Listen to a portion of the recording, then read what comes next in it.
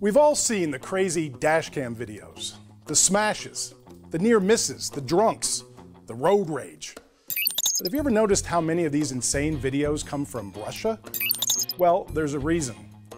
An estimated 1 million drivers in Russia are using dashcams. And it's not just so they can capture meteors falling from the sky. But how cool is that? First and foremost, it's to protect themselves against police corruption.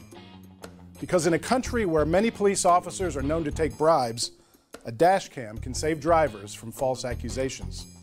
Plus, many roads in Russia are in horrible condition, and that means accidents. And many of those are hit and runs. Insurance companies often deny claims if there's no solid evidence to back them up. So dashcam footage is sometimes the only way drivers can fight back. Another reason dashcams are everywhere in Russia is the cost. They're now so small and so cheap, you can get one for as little as $50. For Russian drivers, that's a small price to pay. For the rest of us, it's definitely money well spent.